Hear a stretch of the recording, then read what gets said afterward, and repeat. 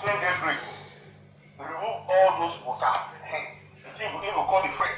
You go the fresh. Destiny. No. No water. For all this thing. We all they say, Esther, well, we see they talk about, hey, what, those people don't do this thing. Your mama office still come and say, make you talk one word. No, see, small picking, I just be rub with your mama. They give her head. They give your mama head. They knock her. According. Hey, my sweetheart. How are you, my darling Lady Gaga one? Your mama see, say, you they carry a plate. Or also senior your mama. You don't feel you when they still get that mind. So make him do when you see her, whether the thing they pay, whether you feel to talk. That's why the woman you don't feel talk. He get your body, he get my body. You understand? If you not send our face to you, you for not go to. Everybody need happiness. That's the thing I'm not talking about. The woman need happiness. That's why you at least go to the but the I wanted one to make the woman sacrifice. Now let the government make the woman come like that.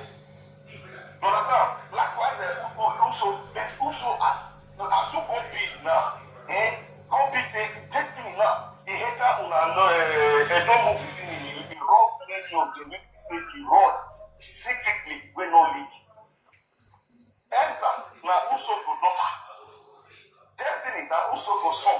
Only in the not go daughter and mother. Destiny who run her for you? Who they run her for you? That's what you tough. When they did anyway, you don't carry and don't get her smooth. Give her all star, give her dog, give her everything. Hey, Destiny, only you want a bad guys. Destiny, only you want a bad guys. Also, don't want you to get anyway. If the person advise you, when you do testing like that, not be good, testing is supposed to be your son-in-law. When the people say come the wrong you, they not you to win water.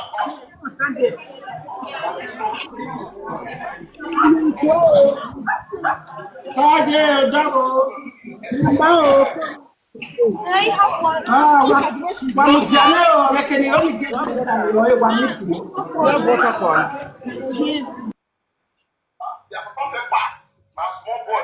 Now he call the pass the road. All the name will say, he did fame. You want me to popular? You want me to go UK?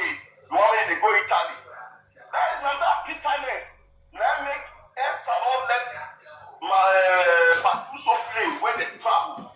Esther had another one to play. But Esther engaged the party. They call we don't go the first because we don't know what did happen. We go to say, Esther, let this woman play. Let this woman play. All of us come provoke. I know how kind of person come from this thing. Try to go show our talent. We are not let her show our talent because we know that this thing like we do cultural group. And we like cultural group. The way they tell you count their step, their music, with the enter brain. You understand? Even for inside there. No one say waiting but also due to Esther said. Say Esther the first. Any small thing Patuso will not come out. God they apologize for Esther. I beg mama, I beg my people. Eternal better when you are best or you want when you are boy or what people. Beg who she they beg for not send her papa. Not send anybody. But children if you say your master. Also one master. That kind. Also call the beg. I also call the beg. I could say, who you the beg for not even know where they go home. Why you go carry her for control? Not knowing say Esther already develop that interest for the woman. How can my husband with the knock my me the goddaughter and godmother? Yeah, take. Even Esther said. Now one people like they always be run the children door. Don't say we yes see. Wow. Only time the knock Esther knock at you. When I cost to Esther, I don't even know. When I cost to Esther, I don't know. Your goddaughter, your godmother, your husband, when it be godson, they knock your godmother, they knock goddaughter, they cost you. At your one. Also, I'm at the one where as a minute go get sick, the chairman of the minute, as a make a come and go if I come again, he go to up for now. You understand? He go to up for now. You of all people, we're not supposed. Knowing that okay, do what to rename. If I talk say if you want go the knock mark, you go be all the back, not be small boy, not be small boy destiny. Now money he want to give you because he get that strength. Go feel handle you. Go feel handle you. But destiny, you know go better for you. You understand me so? You know go better for you. As you put that for your mind, make you come poor speed for this one or the great this one, where you go the naka doggy, and you know better for you destiny. You get wife two. Let's say one no issue. Because I don't know most way you carry. I don't know where you carry for other leg. Where we are not still issue. You go carry Esther controller. We go before you bring Esther. Now the thing not the less. No, never still issue. You go still go for grandmama. Go bring the other old woman come again. How you take the one? Then destiny. How you take the one? Who they work for you? Who give you that morale? In short, if two of my them, I mean. You know they look face say that old woman. I mean I want the kids now, they do all those our papa that time. I know the so good. I want to buy your matter. No, we I don't make up, no go there. If you want to say me you activate makeup, no go look mama boy. And then now you yourself you go give award to best when you create that start to the or when you produce makeup. Mama boy, you know makeup, you hold pass, you want to pound one mama. You understand me so? You hold pass her. Now when you make up, you come say this one. If you don't know before, maybe you don't know. Just say, babe, how are you? No, what's your name? You enter after you carry that kind of person, and then you go to see all those people, all those good days. This life, everybody they activate this time and nobody they agree. But all people, no one they agree at all. Now, when it is saying, well, the best right, no people now not the friends smoke. No. So, any doro yera ni jepa, anything. Pay my one. When my peg is you when you pay a zero. When my beg is you when, where he said, I make copy, and where are you when I did? I'll be to where it were all who are making a make up of you. Oh, no, we are kind of with there. It's well off you or making a make up is here, another got the best. Is you were making a make up, don't know we are coming. Need to wait there for Is no visual when find woman at the baba. No man not see who because is no very met to see who. Because is net there no. This what they fight who are bon. If they can't carry that kind of person rich as and as the do they say that they carry your mama go inside house so that they carry me go house. Do they say I don't get respect? Do they say as they carry your mama? They enter all those conductor, all those are bulky when they pick this thing follow the obini. As they carry your mama, they enter house. After they don't naked your mama finish, they'll come say your mama getting who. You just say that somebody like that happy. And the same woman, whether they carry enter house, as they carry your mama, they enter house. And well back on soon. Niba bof some if you could wear it anywhere. Nous devons voir coco. No, you didn't want me to Mama Boyi. No, you didn't want when I want to wear that video. Mama is where we did where we get. It's a way make up it. A little way back better. A young boy coaches and a man they make up it here. So I'm going to see you and oh, you come with me, huh? So did you go make up here? Binte you working. Your mother is a binte. Because now you say no beto we are no 70 years or make up before we gene. So issue when you not gonna one in the Esan issue when make up just when not dead yet they go here. Hi, you listen. You must see which when you zere. Where each organization or mission is she not gonna make up for where is she making no wine? What we are to do is it. When I reach a boy, okay, I do ya say, then if I pull loud, but we may make up now. So when you make your message where what bell or is it when you're taking yeke? I'll take yeke, what is working? Eh? Wamana Robbie, no one when you go egba. Wamana Robbie, you go. Wamana Yoma may buy you Robbie, and it's very bad. It's very bad though. So I beg my brother, stay your lane. Just stay your lane. What send me on money? Keep what send me a job. What send me on money? What keep one like on money me what keep one like what my issue no matter na be make up jawe. When I gonna worry in Esan. Issue when I make up jawe. I teach you when you to ho. When I gonna worry in Esan. Issue when me say legbe. You teach issue when is when you teach. Stop. Not be say everybody, you must come. I might tell you so we can't have any. We have to maybe I rob you only. Ya fear your home to rob you. Let me hear to rob you. I did boko. It's ever lying every give West Saga. If it's not really who I fear, do me. They don't come back. Then the other who is yelling, where can you be near? They don't time back. Nito time gwa ben bie iriam saya hu jelele etrese lele ugwa kenu binu ugwa gbado ugwa rigodi le ya na ya hu jelele na ya feel your body joy bezeke. If you see Mama Boyi now, like Mama Boyi now, if you don't make up finish, you say na small pikin. If they carry that capacity riches, if you don't push it now, it go be like it wugaro egbe. Skinny you west go na normal video imamwe fita yo. Yeah, skinny you west ya na don't skin the greater like ugba you go ho adu salua yera bi juwe ni a o. Iju gbe na gbegbe ni meme na. Iju gbe no piwe egbegbe ni meme na iju e mo ya.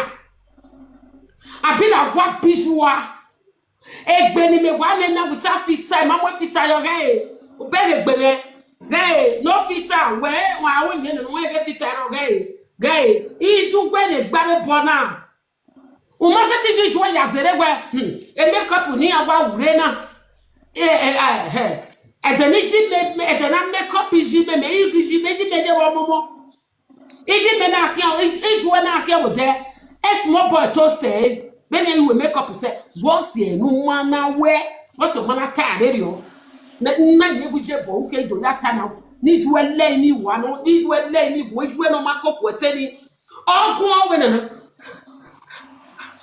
hospital man go do ya treatment no ya treat heart we make di we o ma go ejo e dopo guzo that we social media o ma go we zo ya treat bo na e we fo o we gba ke video get gba ke mi no go he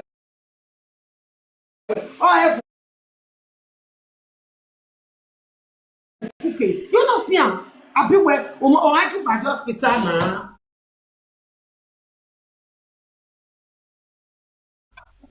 ulalu we lo we Boyi afefe we no ji ma fe gbe aja go ko nu mujo baba ni igbo ni je 10 years that we ugbe wo ri we gbe na ge gbije bo ku we small boy no wow wa gbolu koshi baba fie kun le liju we try me again ni to kama we ni kioma ni agwalera bi jouer mu ladian ni deputy ya ladian mana nu bere o si egbe ro bisu me we me o must you measure money beni ko ya iba buse mota go ni ele video presenter beni ya ibuse bebo na iye boy ma blame me we na o bege ge Victor Sale bojo mo we degbe ohun na we try Gimeme le liche pogweme rubio because you caro yeme but I know they mind you. Ene wa se ri kere o kan awu idori me bai. Esan Victor o ma gele kusere ma ba na mi egbe ba na bi eso la de mu e o mi sa te yasi we na yo se ye gbe agbewu. Wa gbe o ba pe ba po lawe gbe. Wa sun we de ne we ro wa. Doje gbegi e wo pa ma kere be no kai. Doje gbegi e wa doro ye me give me ni uwe. Wow, uwe gwa bu ajiju gbegi. Iyo were progressive junior medo. Ade dede ya no progressive junior medo. Mi bi abi ku yere avie make up ya bi je e moye mose. U begi yan. Okay, ijue ere meeting. E meeting ba oje. Na na tori o itota yi ba o mi no wa ke gbere o yo so ni gbegbe ma bege. Iga awon okun gbe agota fo eri ke kine. Oni ju gbe wa do bi bae. Oni ju e do bi bae. E kin no bi e ni ju e do bi bae. Wa de fa wa mi na go koko iwa bo la ju e gbe. Wa o wa ba gbon. Gba ri ogo ni no so gba. Gba ni mi gba wu. E ti agbegba igba gbe bo ni no so gba wu. Oma to bi so be pe tu gbegbe gemi no ma wu yen. Awe ma so when I the tax no do giezo una the tax no do giezo atanu nunya when I biese no do giezo which is very bad. Even na woman say awa ta to tanya eri ho ne ba gbe no ta mama eri ta se ilawa ogwejeri oga we la video oga we la video oga we la video oga ja wina wa ja wina wa ga be gbo wa fo ne ba na eru pa me be eru pa wona do pa ere mo pa me ni tala Muhammad agbe na be do anigo agbe wa ga gbo ti o gbe oga ne ologo wa ga ila wa gbe agbe na do anigo we sha iye be ta se ke ni se agwena do amigo bi ba pota ba po bi alagwa gbene agwa pera agwa pishuwa ugwa bu ajiju e da zerea agwa bi ajiju gwe da ze mejiji mezere because my mother she's a fine lady iwa da zere iwa ta be o abi mo bi we mere kwa meju ime bi amori ya be nje no ba gbunu nje mi no ma the level back bujo jage no pania osojo sore bodo but gana ya tebe ni ebu no gbejo wu o be ka amari so na be pejo ni ana fungu agbon ni ga ipo ma ni jode ye ya le una wi je Boyi ki be no wo de fa bu awagbo isu enu ya se de gbe aga mi je Boyi wo to ije Boyi ki o message jele iju eni o pa be dojo gbe o agbe o ni me na ki o ma so me no re 58 years me na ki o message no biju we iju eni o salu ave na gba iju eni ogbolukoshi plus olukoshi equals to 0%.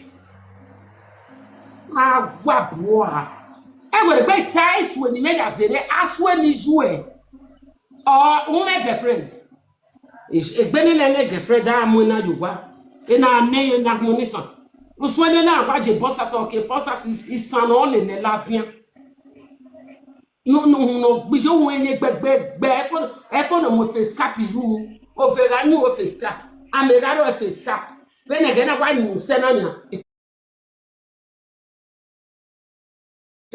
face cap yalo Veno vena was bago esena in be fiscal no sama no bijena agwa behiwa ite tsana wi la video yi saga ma pe ko awo ko mekin wakwe wa ko ma ndi kwatewe imagi lo ni ki we anything why that yan almost to lati e to taju wa when YouTube behind me you pretend e page ha you pretend TikTok ha you pretend iwasi ai ije Boyi ga wa ke wo to iwu ya ifele ko ge gbe me ya wa be wa ije ra me siwu da be se ge me de siwu wa o wa Ijugwe adeberi agbomari ame. Eski ne ese ti debeje bogi je bo. Inana deberi agbomari ame. E no go fit. Jamais zere ajijwe zere. Abijugwe gune. Odobo lewu. Kuwe de nije me na aragbo. Ege nije me na aragbo. Oga make up yegeni. Ojebe na go momo tege tege. Ujijwe ya zere u de fagu aragbo. Ujijwe ya zere de minori ya. Jamais on be jamais zere de minori ya. Jamais boye. Why is it the video? Or my mama said the second waje. Why is it the video got 20 money? Or my mama second jail, my second jail, or mammy no way. Who said the video go nay? Everybody, yeah. That means if you any no dead by who or Marco will say. Or when they were there, or go give a jail. If you like that video, or go in a sky, go yare, man, with tomato cover. Everybody I walk over here, Moba decide. I know the fish sit down. Yeah, why come out here? Anybody in my night, you may hear by any. The pepper soup where the pepper soup is the one the bunny, and what the cow is shown in way. In a what the paper, the report, in a catfish nipple for the your way. And no one, you know why I did say pepper soup. I give away a young leg. Then why when the bunny, if I call you waga. It's a one total yoga, Iwa like a TikTok, Yabe, Mana, Masan gamer, and you walk while on it, the many. But I don't be stupid. Or woman, if no one bob or bed. While we get there, get it here, Ula Watia, or who quite tell you, I'm a woman. Or more than a man of you, Papa. Now, Gerard, I did you a zeri. Ajijwe jazere my brother. Ajijwe zere. Jamais jazere no ho. Wate waro biabi juero biabe no sewe. Jamais jazere duwe. Bruda mero bie no seme. Ele ya kokime. Watu aja mero bie ruba bijugwa with somate keke. Because wa can't see body mete ni jime ekun wa o. Because ele ya koku wa ria. Wama ewe de agbe tari ogone no more na say give me gift na make they not drop me na not the power tech na not they give me gift why you gift me ere mi tuwa why you gift me why do I enjoy emi ni why you gift me emi tuwa gbete me na so o understand here egbe mi ni we una me na yi me ame ku ekujo we mama we no but let me hold this boy ope no ke solo me don't he don't say but I just dey keep quiet ya why me we abeg me I still leave this one we ajiju ezere my brother ajiju ezere ajiju ezere ijue o ma la meja zere eja meja zere we gwa mi even what any panel we make up in awure na edede ma edede ga ya make up in oje na be care ugbe so gwa iwe birthday ni shebe DJ Nigeria my do we kajo na thank you my darling my do DJ Nigeria no God bless you for the gift e beg enia amana no amie uga no ari uwe wa nejo po ari uwe so fa no o ke no keke o ma understand oh where isheme egeni ni na weje Nigeria ina we birthday ni jeme na mo makeup artist ni ado ya gi makeup jime me imi jime ima egi jeme no he e gbi jeme ni ni o ko wa o small boy wa ti toast e oga imu juwe so wa na iban ni juwe wa ihule lijua o lele onisan e ju gbe po nisan ama go le small boy aya ma e ju gbe na aru wiku e destiny aya gi ju gbe ru wiku wa e so ko ma su dia wa ni apa ba re. So come must we get thank you, my sweet darling. Je me dey fine lady. So we jouer. So we destiny ba go must we get we jouer work with. I notice it jouer. I don't even notice your mother na. Oh we are just jouer at the PC. E na u ba ma se. Abata lota. E birthday next time okay na. E party e mommy party ma arriva. e mommy party mareva no e je na no na o magareba nunu we na de yo dere eri ama ge ku wiku eri ama ge wono na wiku eri mata e bros unwena oga e ugwena ekelugbe ya ari unuji erubeta no testa wu dere e be no ga latia mu we bi bege na ipo na era doje mera meje iya mati omi alagwa iya ikpia e utome be nu waje na tiri jesi egba wa to awe party imagbo o e ma ya na te bo ni ewo eri e boya gbe egede bo aya aluwa wa itamiamia wa ki ko bejere obo akobeta mi gwa ge mi nu gwa o bege no la gwa gwa ma we wa de je e gwa ke wa ke ngadi abe mo san abe mo na ma plaster idigwe na yiyawe ni digwe no a ni digwe no igwe me gbo e ya digwe lo to run la gogo gbegbe me e di jamais ya zere no ho why because e la video ni wa ito egbe me na ya we yi mo fita e de ne wa le mo fita yo abe di mo fita yo but today I no come with filter. I no put I no dey put filter for my video. We that Latin. Moi. They need you a defa. Who are going na go koko. Why respect o ma wari o no ma. Agba wi e gba oni e ka oni e mi yin. Agi e ya gwa no ka o na gwa na bi dan. O ma wa ro ge we do wo lo e wa ga wo lo ma ni wa ga wo lo la brother ji ju ezere abi ju wa gbite serio na seti ya zere iju wa gbite serio na seti ya zere ni me ya ji jere zere e ko ji jere zere na e do ro ye me iji je me ko zere uda ije me ni ragbo ogono ye be apari e wo na gwa na mo ife 100 years ile ije me si 100 years no ipa o me gbera no o ipa ari agwa ni ije le ja azeri. You understand? So I beg my brother, stay away from me. Oh, but not can you know when they know when my do said my when no black baby no when Uji you zere. Since you American and not they make up in the Lagos street. Can me 20 again ni allow. Well now a make up one or generally man now go what is here in Lagos street. No ya tell me. I'm not going to via o. I'm going to have you This will make via now when I make up with moi so that the destiny here not be nonsense.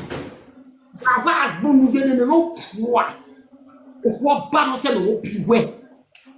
Must you come out and insult your elder before you make video? See? Understand? No. Eli. Niente. A dormire. Dele? Sì? Dai il latte.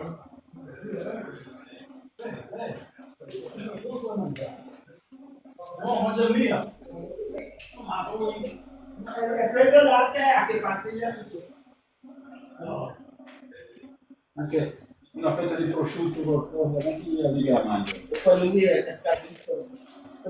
Non c'è prosciutto. No, quello che c'è in buttare via gli scaduto. Se c'è giù, adesso guardo. Magari lo mette giù.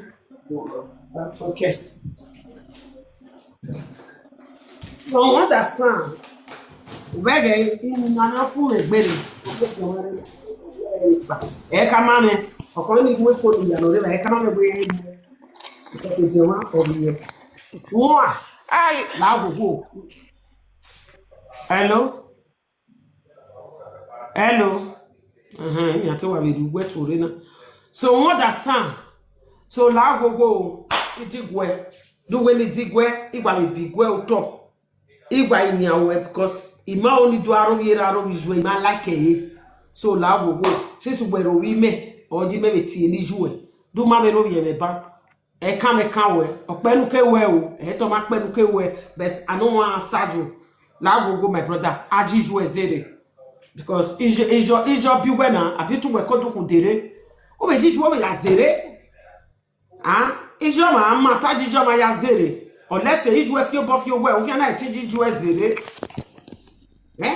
ime jiji me ya zere ije mere Facebook iwe a Facebook iwe body odo my mama be there so I don't know your problem. Please, I beg you in the name of God. I still beg you. Ọ̀pọ̀ ló láti ẹ̀dùn àṣàgá mi máa sẹ́ndì wẹ́ o. Ìdó yíyan wẹ̀. Ìdó mọ́ bọ́ gbìjú ẹ̀ kẹ́kẹ̀ẹ́ rà. Only láti bọ́ ní ìṣòro pẹ̀lú pé wẹ̀. You don't say what you dey do am, but I just pretend say I no see you, but Aji you just say. Thank you, my darling. Sorry. Aji you Aja Zere. I don't have problem with that. Hey, I'm not like a video no one will tell you. See what we totally about again because we will tap or make a sense. But a video where you're saying, my beg up pan and I will be dinner in a real way. Whether I can't do here or what bad the road here. I want to make name, I want to blow. No, I'm out where my brother, when we say, when we say, they don't know you. Nobody knows you. When I live video now. Mano saga egbiyan no ya mo boti amano wo ware do agbe ni mani gele saga egbiyan ma re la video na wa saga when we we mena ni amere obi we na e dia ke ja on we e mate only that attention in we because anytime we agbe message na mama boy everybody call the watch you e mo do again because my name too powerful anyway o ti gbagbe my name too big. When you just put my name message to mama, but people go park or they want to see here what they don't feel here before. But when we generally, am I way, am I that way, am I benukere, nothing, am I bewe, nothing, what take you go salu, I mean, baba, agua pijua, I mean, what better what buy, era no my neck benino, no ye kia, eka kinekuba, no ye kia big bomb, no ho, I mean, Wejena, Nelly or no so, Ujera zere. J'avais zéré. Adeve, My sister, Adeve, oui, I drive an academic setting overload. I just tired. When you can't say the new cheese where you're zéré, mais I said, very on in a video ni uni. Is it bene or is she shame at zéré? It was she may not car. Is she may actually make up before. Thank you for the gift, my darling. Where you there? Omomono. Who ever know why no? Unless I make up in your own, no one I hear each the one. Or each I said, each where my boy just said, not to a DJ Boyi zere. Where I would book already only so what? Then I'm usually what that don't work here in Nigeria. Then I'm usually when you are paying, you have a zeke. This way I make up in there. This way I make up for one. Be a muji hotel. Can you hotel? I'm with you. Yeah, but muji say hotel. Yeah, do you go to the bed the demo? Ah, damn. Benny, what Jenna? Every je vote. Me yo.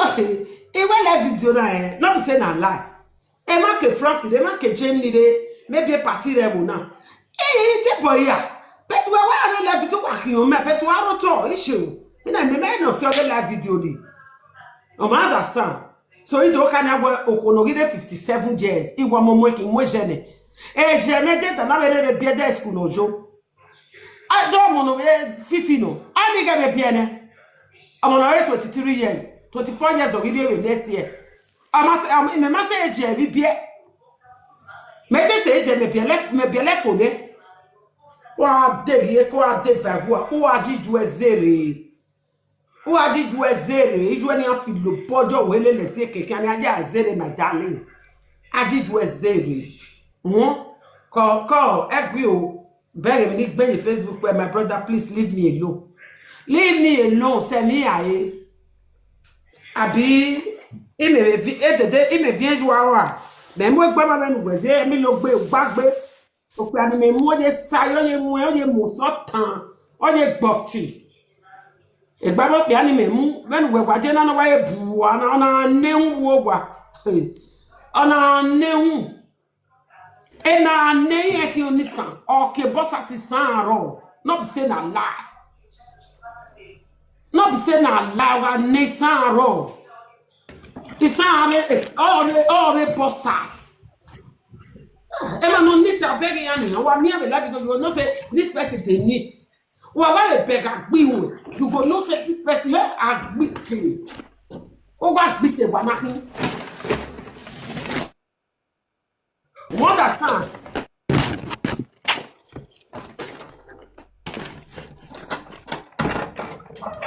I'm up down.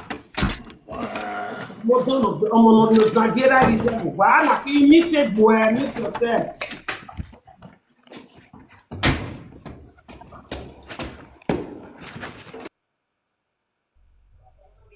I'm on your Zagera is a while. Okay. I'm on your Zagera is a while.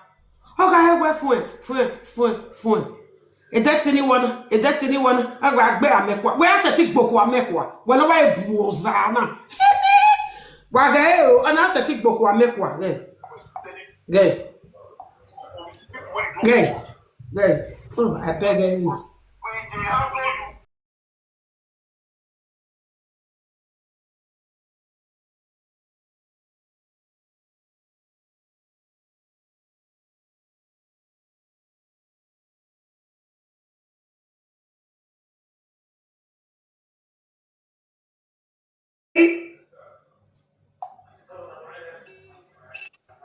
Oye na gasa gidi ni roligbe. Oye zudu. Onye bombula. Italote e bombula. Iyon e gbe ma bi e bono kin iyon e ni a. Do be able to be. Iya, obi e kian no sike ma ba ni no ni a. Ah, si. Obi e do me ba o ki.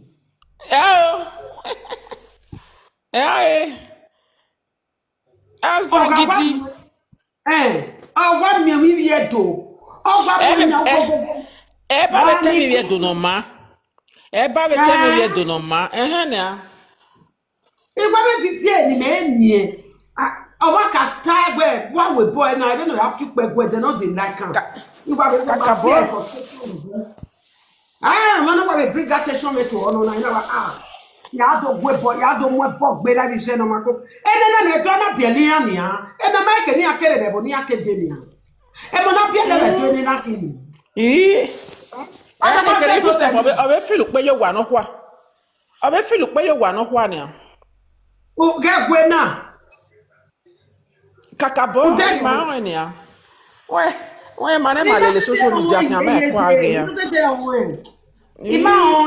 We Asa gidi ronigbe. Very ugly thing. Ah God. Ati ko omweru ru e ba ni, omweru yinwu re ogbapon. Iye mweru e ba ni na e.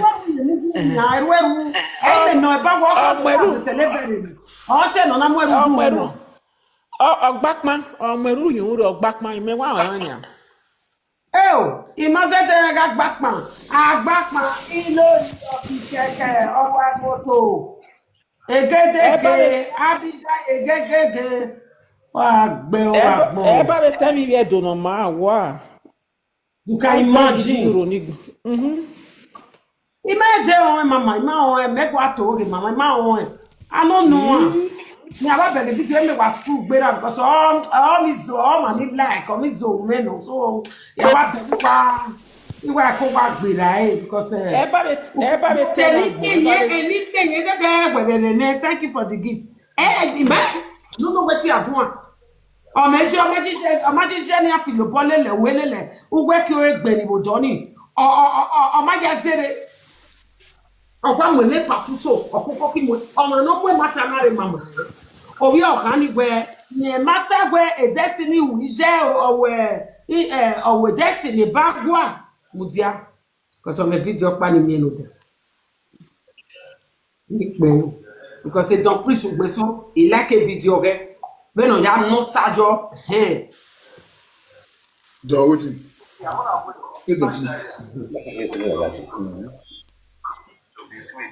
Abeg if you dey here make you mute abeg please. face, yes, no. Now me cover the girl load because I'm my fellow woman, not be me be that. That means the boy they read it to her.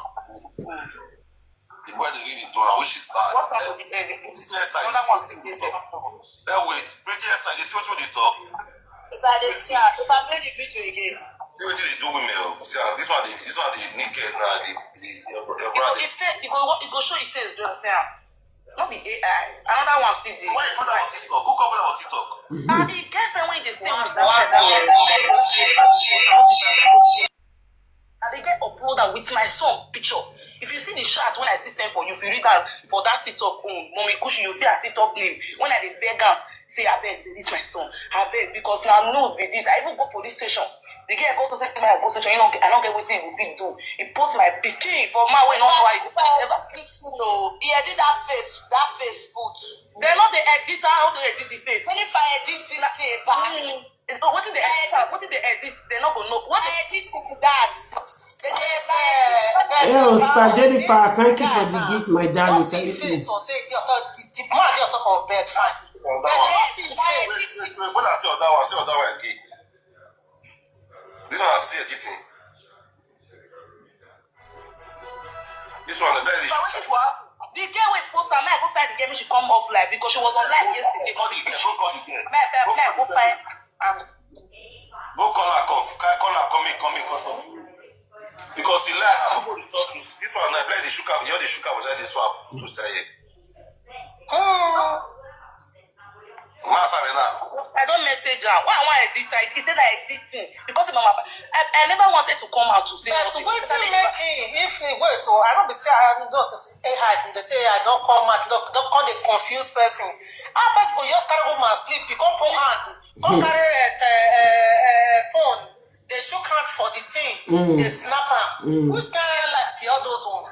Mama, the video When the girl sent there, it was too much. Not be the one with the people post here. Mommy Gucci, like they call it there.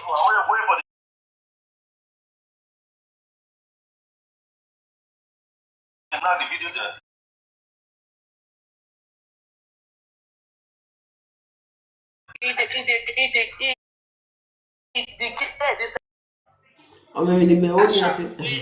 Mark, you see how I beg the girl. You see what the girl see they write me.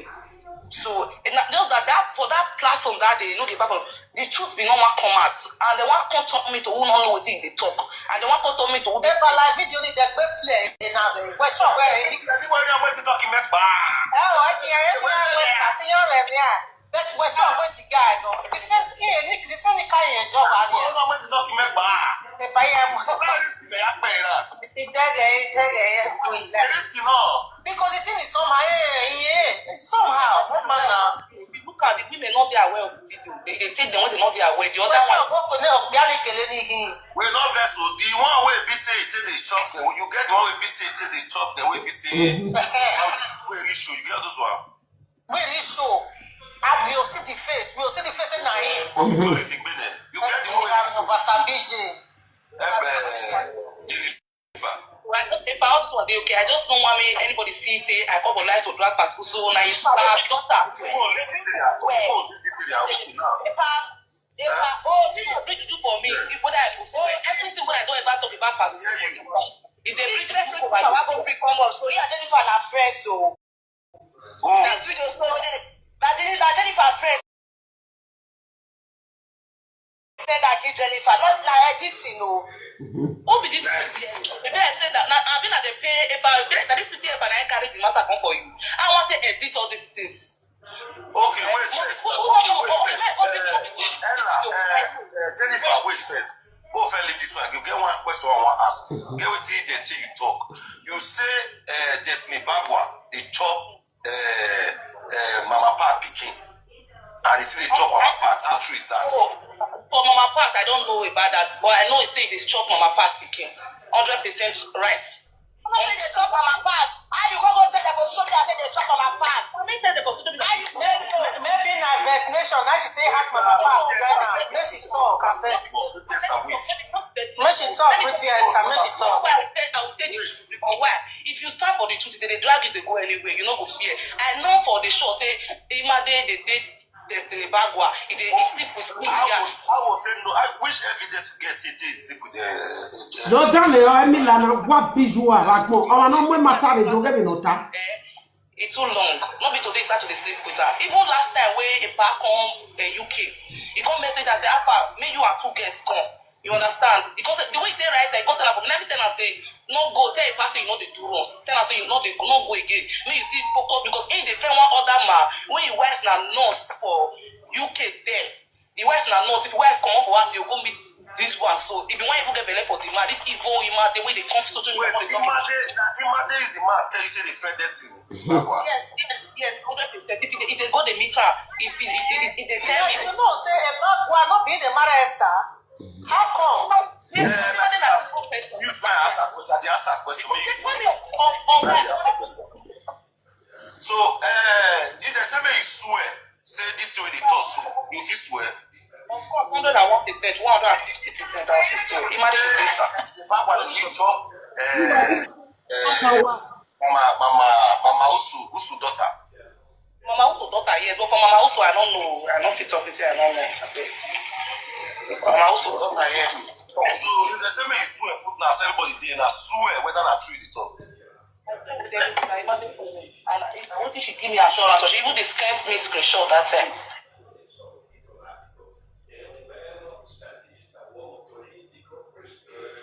One enough.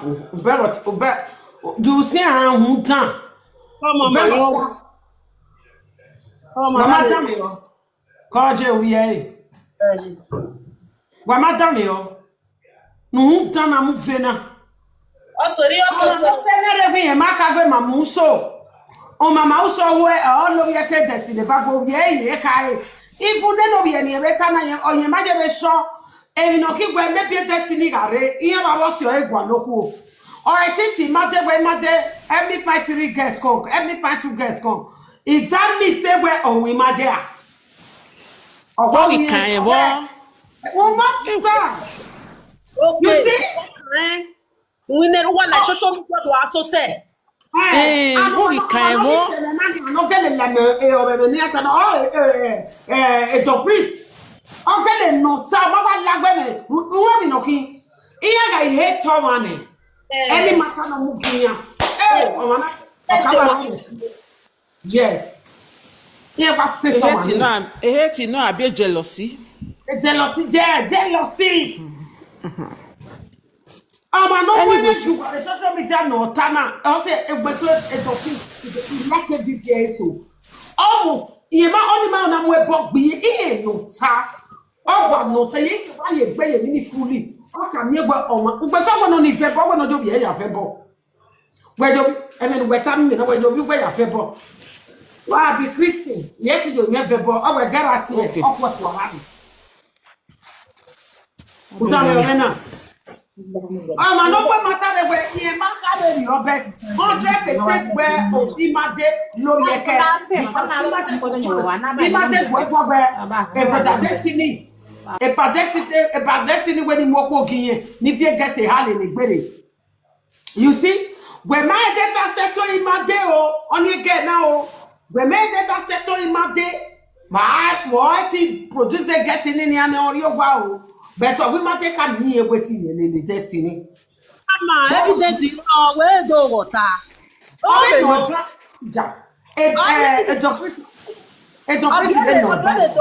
evidence in here. Not lie. It was so he told me. Oh, mommy, evidence is here. A dog priest, a canoe, any affair. Rudu Tana. Because of this useless boy, say if you not see Mama Boyi now, if you don't make up finish, if they go carry and go house. If you come put cloth, you can see say he right, but he which way I born. Then I fear Bujoao. I'm not going to be able to make example no bell. He respect it, no time. Because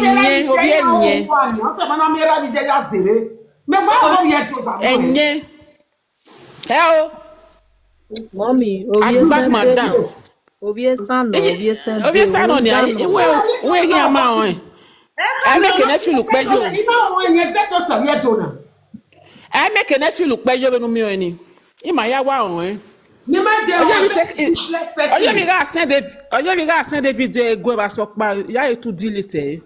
Mais Oh, what the thing c'était nonsense. double No shift na yé gan. Ọ̀wé double no shift ọ̀wọ́ rẹ̀ gan. Ìdáhùn no na ìgbéra fin. fídíò rẹ̀ ban. No na fin wo wa gbon. Obi Esan no mo mi very bitter so obi bitter man no. Very bitter. double chip ni boje gan ore ga o Esan no. Mu ja ke giyan ma be like gbiyan. Very Ah, bitter jealousy. so man no. Okay Man man. ya. And Nejoba. Very dirty thing. All one head people. No go Wa see mwe man. bo be. Ọ̀wé na Wa mwe rẹ̀. bo be wa ga mwe bo gbon fin wo wa gbon.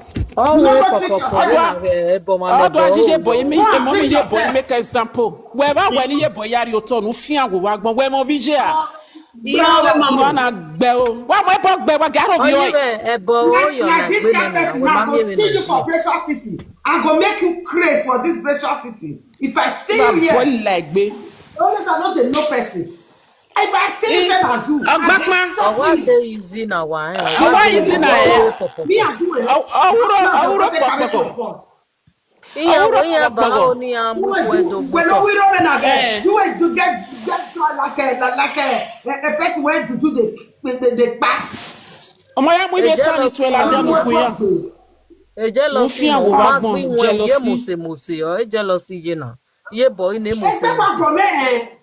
Egbe Mo ẹ̀jẹ̀ ẹgbẹ́ sí yọ ìgbà gbé yẹ àríyé iye sàn. bọ̀ iye na ọ̀mẹ́ 18 years. Ibi Ẹ̀jẹ̀ lọ sí ìmọ̀. ema na no ye na e bombula na yen ri hate se live video.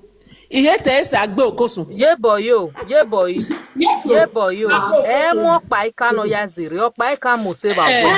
I cannot dey make Ọ̀pá up. ìka náà yé zabu ẹ mú ẹ̀ náà ya I zèrè cannot lọ dey fi make hàn. up. Why you not use of I can make example? Ọ̀pá Yes. ìka No be mùsè bà wẹ̀ à. No be Esan. Why you not take up I can make example? Àwọn No. ọmọ nìyàn ẹ̀ àwọn No ẹgbẹ́ ti fear gbà wò wá níyàn. gbọ̀n. I can make up. It go be like tomorrow bread.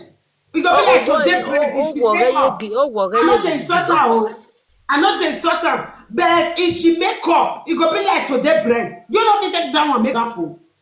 Mama boy, No fit take Mama boy now. you no fit take your isan sister make example nu fear wo wa gbon. Ọ̀pá ìka ọ̀vun òye wa náà parí ọ̀yẹ́ gbígbí rẹ̀ bá nà rẹ̀ bọ̀ máa mú ẹ̀nà ya zèrè Eri wa du e, eri odu e, eye we bi bi do. Your Esan people Eh, make yeah, say well, make the video, example. eh.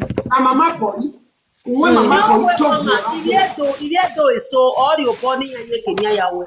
Kakabo. Kakabọ̀. Wà á That lọ́gbọ́n was the àkọ́ platform náà ni tí yàrá. ọ̀rẹ́ náà. Ìyẹn wo best of the same feather all flow together. So wà á fi ọ̀rẹ́. E boy na e me he hate e se agbe okosun. We nu no ya ro dry rough. Nínú ọ̀pá ìka náà máa máa ọ̀wé fídíò ẹ̀rí ẹ̀dọ̀ ya tó taba. Ìyẹn àgbẹ̀ sẹ̀sẹ̀sẹ̀ yọ ìwà ẹ̀rí ẹ̀dọ̀ mi. Mani Àwọn àbíyẹ sẹ́ bẹ́ẹ̀. yes, sir. I don't know why this boy foolish like this. Oye ẹ̀ka wa ikọ̀ ẹ̀kọ́ gbogbo oge ọkùnrin ní àròrí ẹ̀ràn ní mẹ́mẹ́ ya mi ò social media. Oge ẹ̀. My sister. Even though from Victor carry the matter come, he take and send you message when Can you you collect show am woman? from Victor mouth. You know go saga your Asian people. Even video the boy na a party. Ogbera 10. Ija, iya, mami ni. Ọwọ́ kan àwẹ̀ wí ní ọ̀wẹ̀ náà wá yẹn ní ẹ̀rí ọ̀rọ̀ nínú wá yẹn. Wọ́n kan àwẹ̀ A wí jealousy. That is why they call Asian people say they be follow. They follow us for back. Una no dey form una Ìyẹn own group. gẹ́gbẹ́ ọ̀hìrì ẹ̀dọ̀. Follow. Ẹ̀dọ̀ ìyẹn certificate. They not feel live. May everybody do it oh now. They Una not say fit Benin carry people, their cross. Benin people not good. Any problem with Benin people, una go carry am for head. Make una the saga una self, Asian people. Without Follow. Benin, who know You them? carry am out for head. You know Patuso na your mate. No gbe wa gbon azagidi bombula. I hate am pass any other thing. Chief be like a buff. Jesus Christ. Agbakpan no agbakpan gbese. Ugbese ri eru you won agbakpan wa mi agbakpan. No, Ogbakpan. very big head. Agbakpan. The big head when you get, you know, they take and respect yourself, respect people when they follow you. It's not good like that. You go carry That's the something concerned with Bini woman matter. No, he said. apart from the you go use your mama to do example. Even though your mama don't die, you say the time when my mama dey alive. If she make up finish, I don't know what it or you both do make up. You take her. That The is time as when they tell the carry the mama they go Ezekiel. You take they make parable. Not be mama boy, you soon. I will say you're talking where you know see as Mama Boyi fine. That woman too fine. Even though if she make up, she don't make up. If she comes to make up, she will fine more. That one go see show respect. I go to the time when mama they do a shower for Igbagwe. Now Igbagwe mama for die. Now the mama na they carry a shower at Igbagwe. You understand? What I do? Ijo ma shower like Igbagwe. From it I they hate trust me, time. yes. Yes, it get a times when God still put me for granted. Say, Mama boy, you know I go sit down with my dress finish. As she did today, that's what you don't see her. Do you know if you use me make example like that? Wa gbeo, wa bikini, akia wa bera, wa pijwa. Era mijwa ate E bompula. Your papa, your Ije mama will gune not change. Igbagwe. Ije gune Igbagwe. I'm just tired. Every time Mama boy, person go say you know what do video again. Una no go let her rest. Una go dey come. Una go dey come. Una go dey come. I know they do again. Person say you know what do saga again. Una no go leave am. Eh? Where onu ye nyanga nyanga ye unu na oyo unu na gbopia na we na And gbopia the isi. boy no well. If he dey talk, he go dey breathe like this. He no well. Oh, you, he no go hospital, go see doctor. You no go see doctor. If they talk, the way we go say this boy dey sick o, no know. Una no dey know. Ere agba no give ya fear who there. Because una no dey treat una self because of another person. Ah God. I no don't understand at all. True to God. I I do no not understand. No do well because that's why they do and reach you. I want just come down. Just say me, I just come answer this mumu. Me, I no say bon go come. Me, I dey here. Mommy, When eze you yo, come we down, Esan I will beno. stay here for 24 hours. Unta. Eze E yo, bompula. mommy, we Esan beno. Azagidi. Because I know I'm on the party room. I tell what we are doing. Isha, ya do. Obiestano. Oga mweruru, oga mwehu eru yuhure. Oye nage echipazi. Agbakman no agbakman gbe so be mweru yuhure. Now, so Papa, they see you. me. So cap. Agbakman no be mweru yuhure. But she what did they talk? It not really make sense. I know the way. I never wait one thing. You see, huh? You never reach 50 years. We're back man. If you can't reach if you can't reach 50 years, then I say, no hair again. No hair again. Me, I be Una no see it. Una no see it. See as it be. Mama, what was 50? Make her just say 14. I'm not party. No, but what kind of? What me face say? The craze. Before you reach 50 Bogbe, years, I'm you no go get hair again. Now, when you tell they suck to talk, they follow everywhere they go. They suck to talk go everywhere. See as your life go be. Iju ade fagbo, era ade fagbo abokoko. Wa gbe o agbon asalo. O ma ro no gun an. Alokoye lamogo meteto we koje yan we koye. Go za koje. Oh my love yin we. No nye yebu. Eze yo ege ni go se pe ti en dide be Mommy, don't do yeah. Eze yo, we Esan no. Baba yo. Iye ki na go on gbe mara ma we. Ogun. Oye na go monzo. Omo ni amuri ya. I'm go do well. Why watch a video? So now this boy no go make go see doctor. But you know, but they fear to go hospital. Apart from my social media, you know where go see doctor because the way you dey talk, the way you dey breathe, now you dey talk with force because another person matter don't carry your life, you don't carry your destiny. Believe matter don't carry your destiny. So go and see doctor so that your destiny will return back. If God go agree. Àwọn yẹn wá o.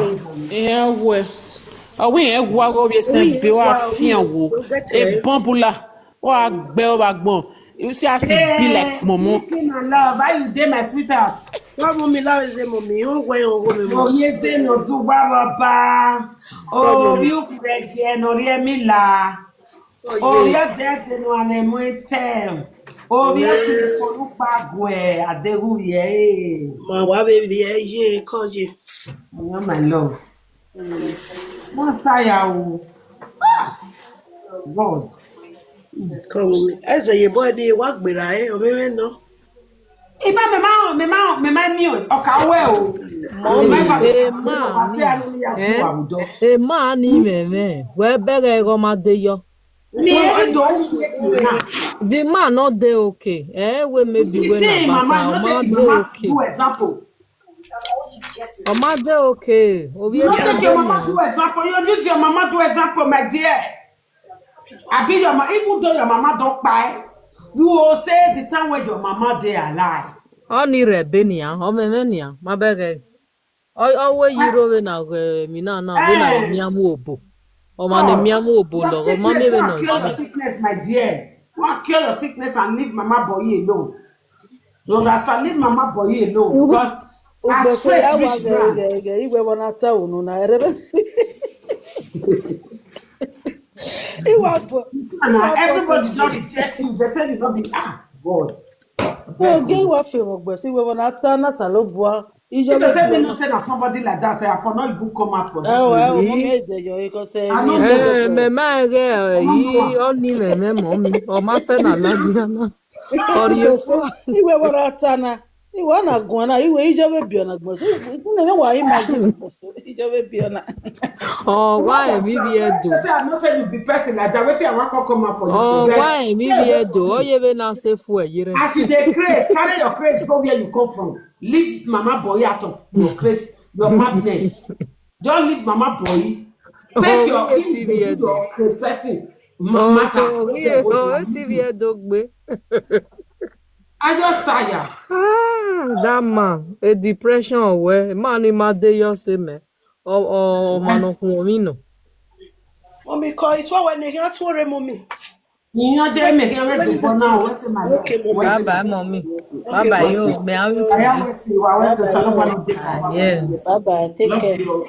Ciao Okay, my ciao. darling. Ciao.